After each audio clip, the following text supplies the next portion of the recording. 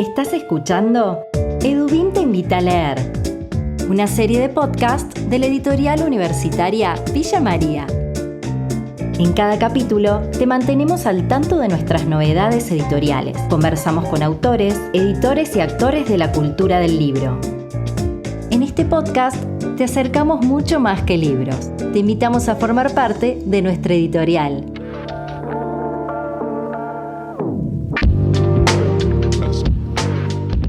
Cuando llega un nuevo episodio de Edubim te invita a leer, es porque llegan las buenas noticias para nuestros lectores.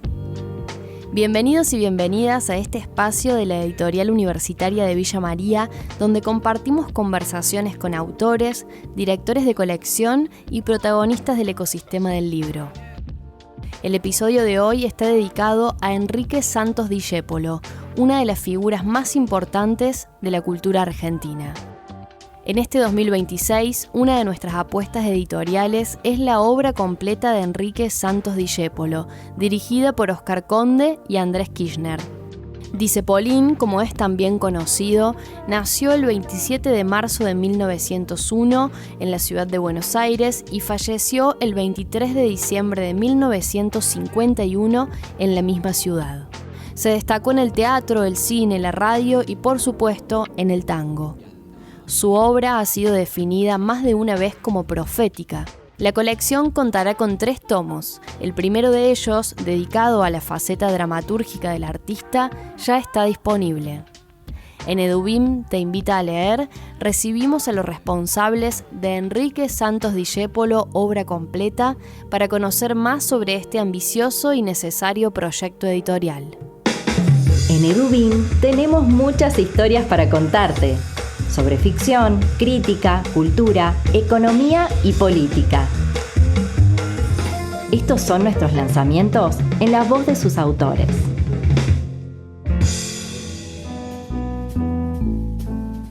Y es un placer recibir a Oscar Conde y a Andrés Kirchner, quienes son los responsables, directores, coordinadores de la obra completa de Enrique Santos Discépolo. Bienvenidos.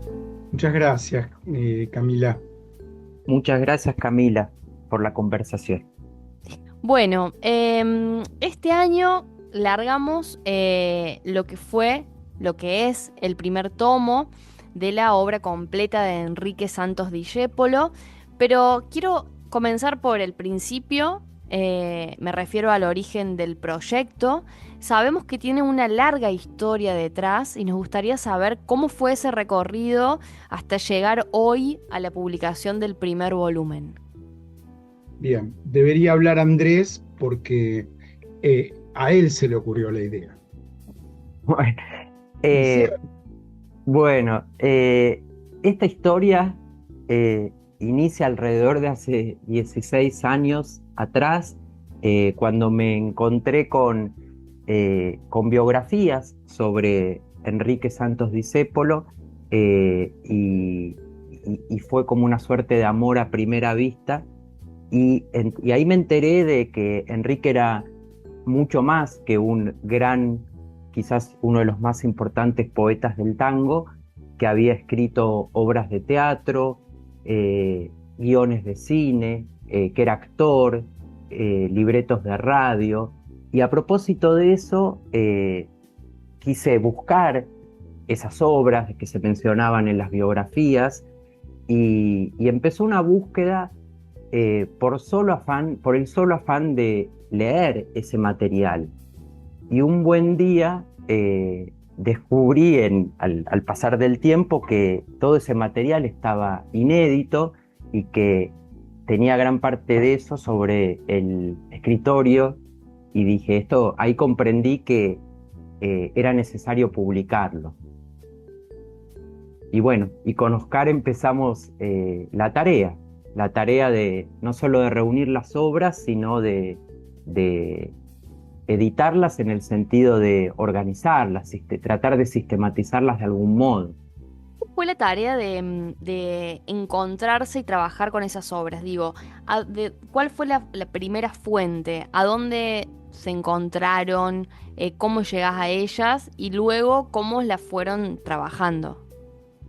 Bueno, Fuentes hay muchas porque el material estaba disperso y de algún modo escondido, ¿no? En distintos archivos, desde archivos personales, y acá tenemos que hablar una y otra vez de Norberto Galazo, que, bueno, nos acompaña en este primer tomo del teatro de Enrique con un texto, un ensayo, un epílogo, que está en el libro a modo de epílogo, pero que él nos brindó material valiosísimo que había recibido, material valiosísimo, manuscritos de Enrique, libretos originales de algunos programas de radio, que él había recibido de manos de un amigo de Enrique, Francisco Benavente. Pero también, bueno, Argentores, por ejemplo, para este primer tomo, resultó fundamental porque se conservaban en el archivo de Argentores 5 obras de Discépolo que estaban inéditas, que nunca se habían estrenado, estaban los manuscritos en la biblioteca de Argentores. Y bueno, y en relación a los otros tomos, también visitamos más de 30 instituciones, digo, en relación al cine. Por ejemplo, en Argentina Sonos Films apareció el guión del Hincha, también sin publicar. En el Museo del Cine, el libreto de la película Yo no elegí mi vida.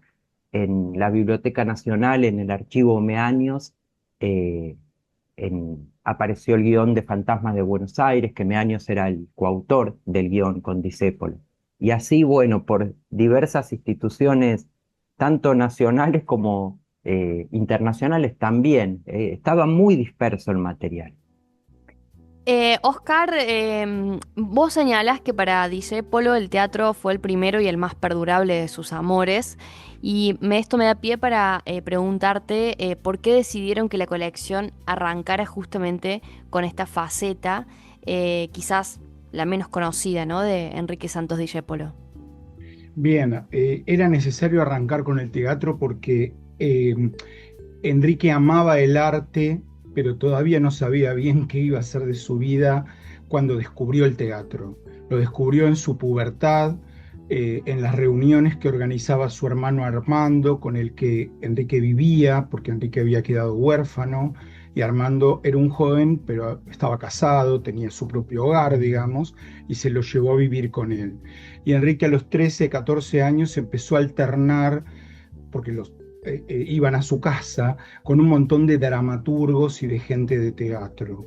Y luego hubo un segundo grupo, un grupo importantísimo, que se juntaba en el estudio del escultor Agustín Riganelli. ¿Digo bien? De Facio, Perdón, en el de Becker. Facio de Becker. Facio de Becker. Sí. Y ahí iban un montón de artistas plásticos, Quinquela Martín, Agustín Riganelli, etcétera, pero también gente del teatro y un montón de bohemios que querían ser artistas pero no sabían bien a qué se querían dedicar. Allí Enrique además descubre la música, por decir así, ¿no? Algo que también le apasionaba, le impresionaba. Se dice que a los 12 o 13 años se había construido con una lata de dulce de batata, con una lata redonda y unas cuerdas y un mango de madera, que tal vez sería un palo de escoba o algo por el estilo, un instrumento de una sola cuerda que lo tocaba y practicaba. Bueno, andás a ver cómo sonaría eso, ¿no? Pero lo cierto, lo concreto, es que a los 17 años, con un colega, escriben y estrenan una primera obra de teatro. Esa obra de teatro, que se llama Los Duendes, está perdida, no la encontramos. Sí encontramos recortes de diarios, encontramos publicaciones en diarios acerca del estreno de la obra, cosas muy menores porque eran dos pibes de 17 y 18 años, pero aún así sabemos que esa obra se estrenó. Infelizmente es la única que no estaba en Argentores. Eh, eh, Armando lo lleva a las puestas de sus obras. A los 14 o 15 años ya le ofrece algún papel de extra, por decir así, de partiquino, es decir, un personaje que aparecía ahí que no tenía letra, y él se las va rebuscando para sobresalir en esa muchedumbre de gente, ¿no? Hay una anécdota que Andrés la cuenta mejor que yo. No, Eh, sí, que es de una entrevista. En una entrevista a Enrique, él cuenta de sus inicios como actor, que en el Teatro Mayo estaban interpretando una obra de Saldías, y él lo que tenía que hacer era salir a escena con un grupo de vecinos, ¿no? Como uno más, y salió caracterizado con un cuchillo, un tenedor en la mano, una pañoleta, y que Saldías cuando lo ve dice, ese personaje yo no lo escribí, ¿no? Él empezó a componer, a justamente salir en como que estaba el, comiendo, ¿no? Como que lo agarró claro, que comiendo lo la cosa agarró y comiendo. salió del cuarto de conventillo al patio del conventillo, supuestamente, con la servilleta, con el tenedor, ¿no? Pero esa anécdota es, además que es muy divina, muy simpática, es reveladora también, porque da cuenta un poco de, nosotros en el estudio preliminar lo mencionamos, ¿no? De la perspectiva desde la cual Enrique creaba sus distintas producciones, sus distintas obras teatrales, cinematográficas, radiales, que era desde la perspectiva del actor, ¿no? Ahí en el estudio preliminar hablamos de la dramaturgia actoral, ¿no? Esa composición que está presente en el modo, que caracteriza el modo de producir de Enrique a lo largo de sus 33 años de trayectoria.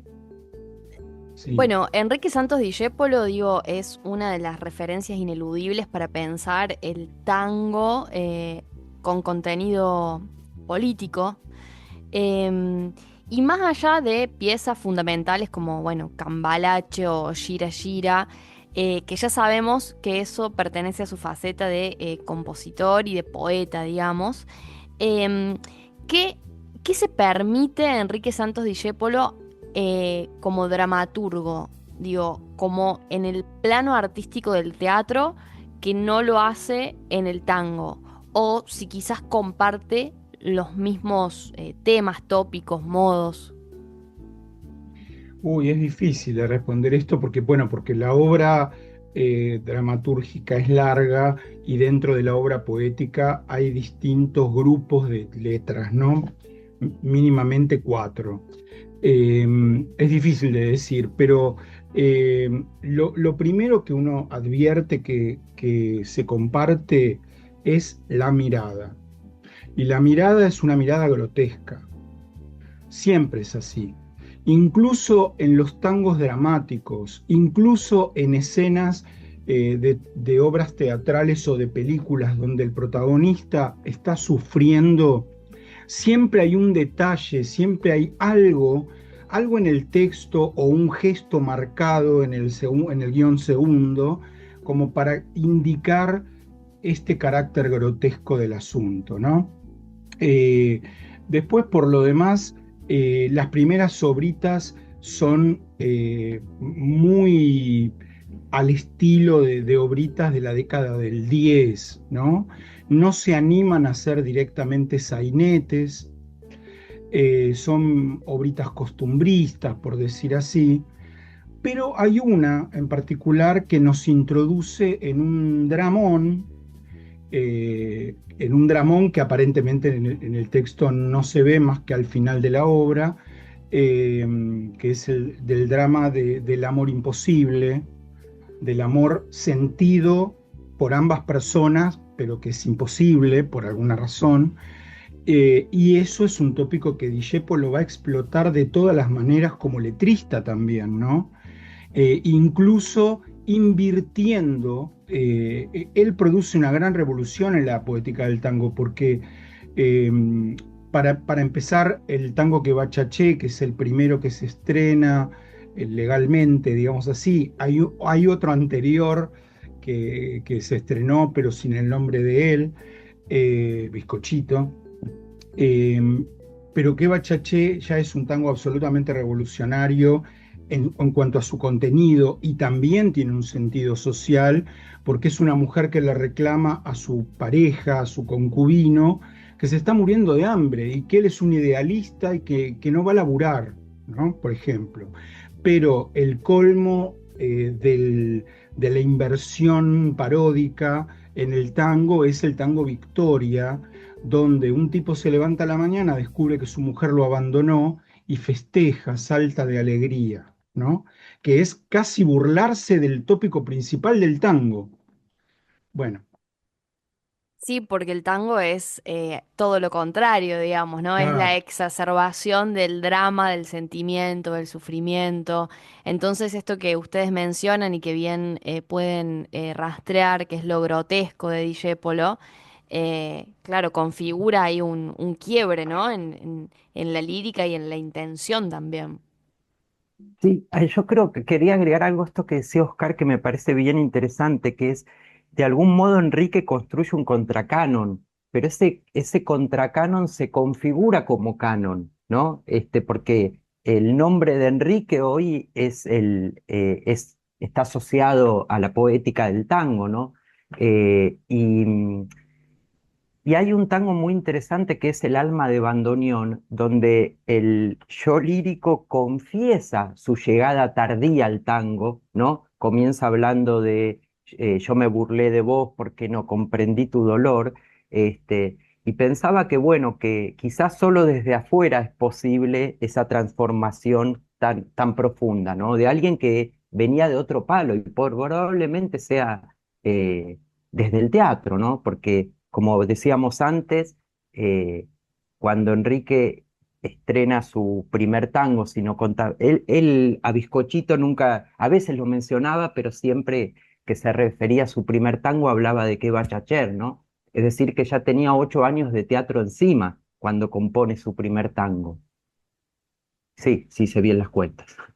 Volviendo al primer tomo que ya está publicado, que es El teatro de Enrique Santos Discépolo, em, está ordenado de manera cronológica? ¿Cuántas obras componen este libro? Bien, son 9 obras que están, sí, en efecto, ordenadas cronológicamente.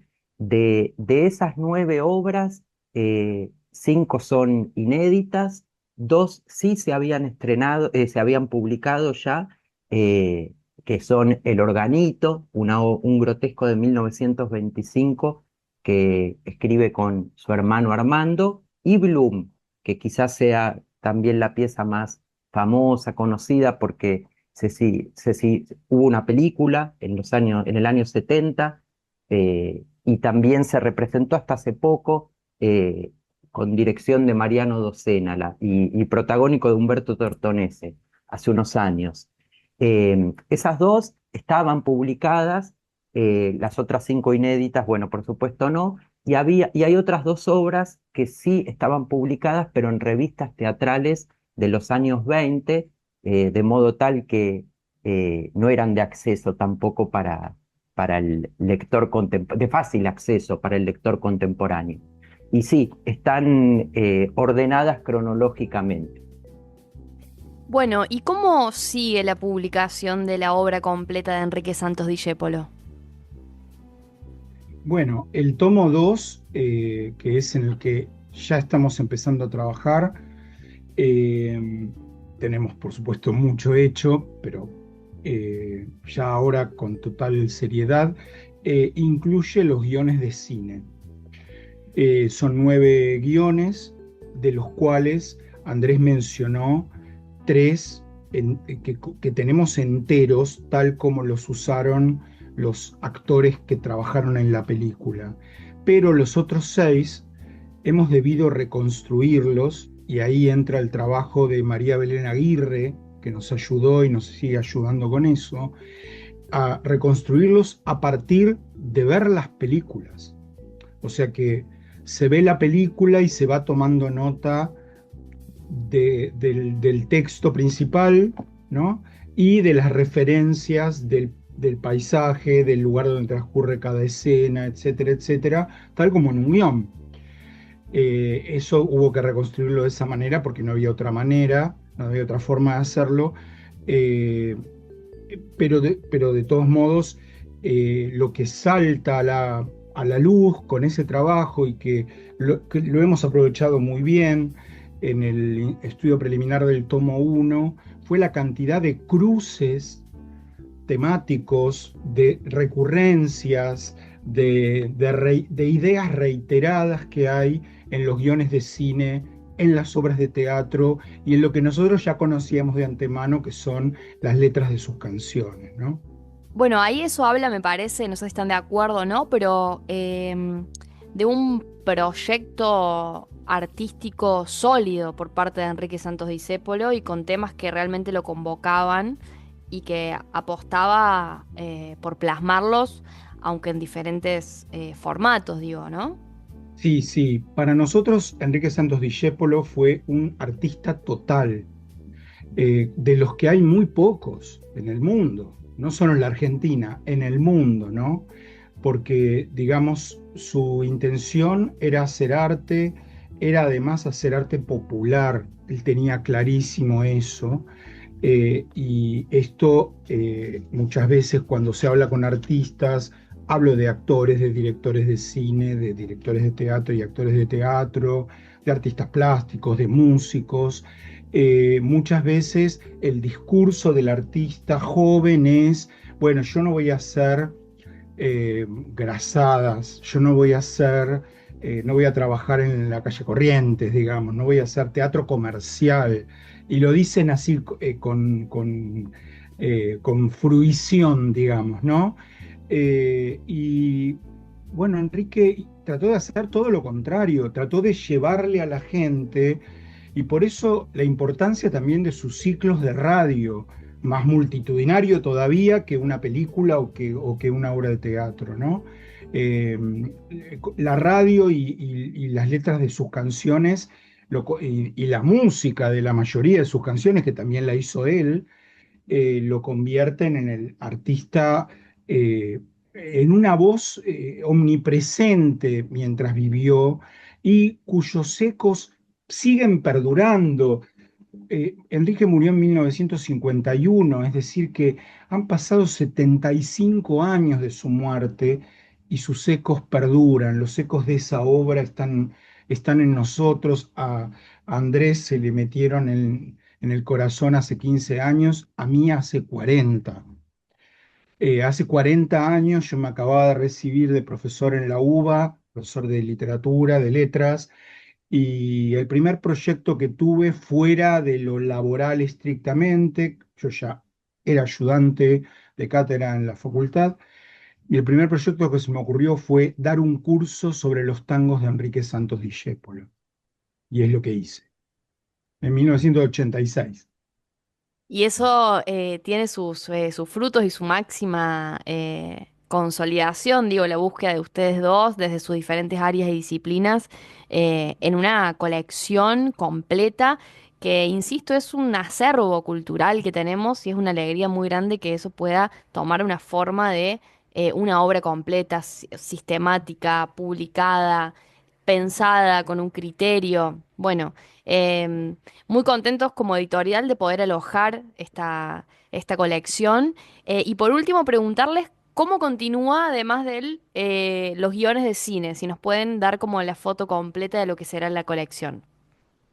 Sí, y en ese sentido nosotros también con Oscar estamos muy agradecidos con Edubim por acompañarnos en semejante proyecto que es de largo aliento, ¿no? Porque no solo en relación a nuestra historia de los años que venimos trabajando, sino, bueno, hacia atrás y también hacia adelante, esto sigue y bueno, que desde la editorial nos hayan acompañado en relación a la publicación de algo que comprendimos como una misión, ¿no?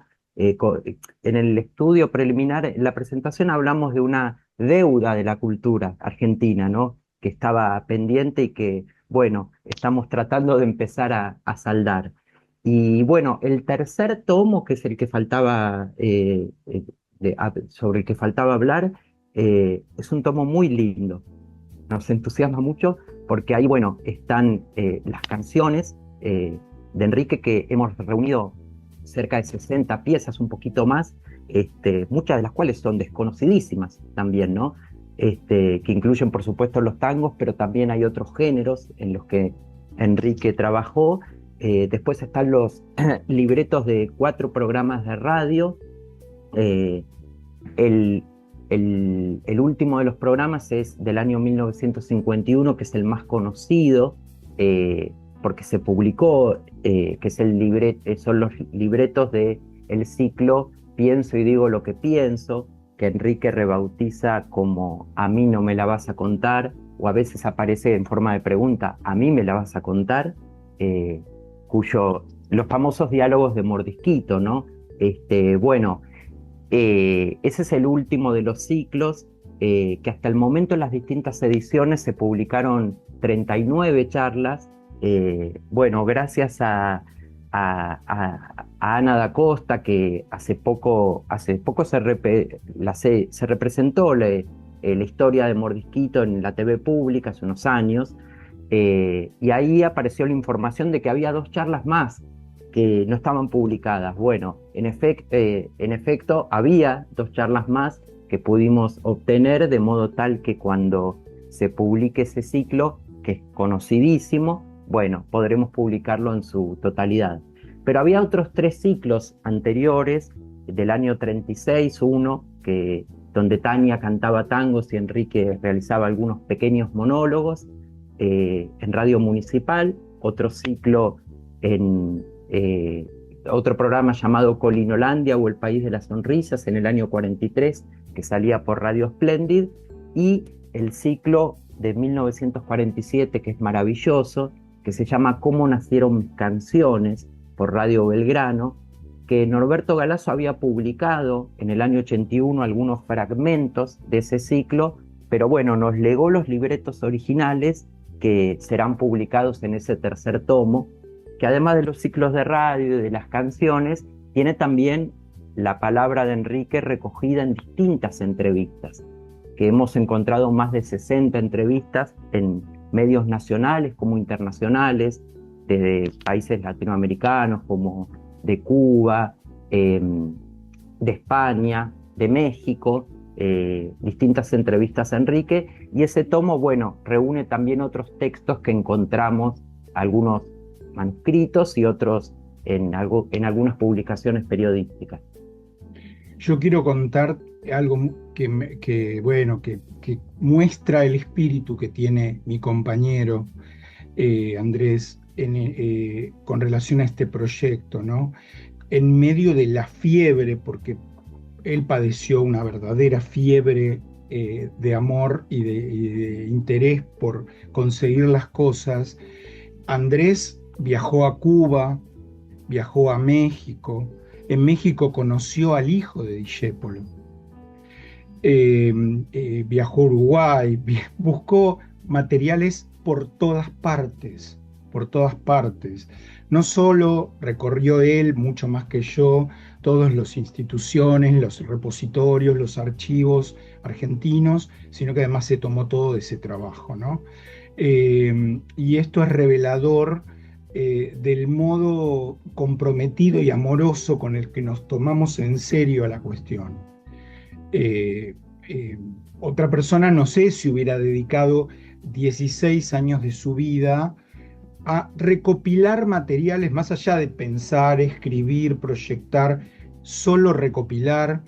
Estaba saliendo el tomo 1, ya habíamos entregado el libro y Andrés seguía encontrando cositas que agregamos en las pruebas, novedades, cosas que no sabíamos, ¿no? Y bueno, trabajar con alguien así, además de que es posiblemente el tipo más sensible que conocí en toda mi vida, es también uno de los más inteligentes que conocí en mi vida, ¿no? Es agudo, es inteligente, por supuesto que es mi amigo, pero no digo esto porque sea mi amigo, porque tengo otros amigos de los que no diría lo mismo. Así que es un placer trabajar con él, porque el compromiso que tenemos uno al otro me hace acordar una película tremendo, ¿no? Una película que pasaban cuando yo era chico en la tele, cuyos protagonistas eran Sidney Poitier y Tony Curtis. Sidney Poitier, actor negro, la película de 1960. Los tipos se escapaban de la cárcel, pero estaban esposados uno al otro. Y entonces toda la película cuenta la fuga en cadenas, y cómo ellos van avanzando y van resolviendo los problemas, pero están atados, tienen que hacerlo los dos juntos. Bueno, así de atados estamos Andrés y yo. Hermoso. Hermosas palabras. Me parece que esto da cuenta justamente de el amor que le ponen a este trabajo, y eso yo creo que el público lo va a recibir de la misma manera que ustedes lo están ofreciendo, así que le deseamos una larga vida a esta colección y este proyecto hermoso que es Enrique Santos Discépolo, la obra completa. Muchas gracias, Andrés, muchas gracias, Oscar. Muchas gracias a vos. ¿Estás escuchando? Edubim te invita a leer. Todo nuestro catálogo, noticias y reseñas las encuentran en www.edubim.com.ar. Además, los invitamos a suscribirse a nuestro boletín de novedades para no perderse los anticipos y las preventas. Pueden seguirnos en nuestras redes sociales como Editorial Edubim. Muy pronto nos volvemos a escuchar.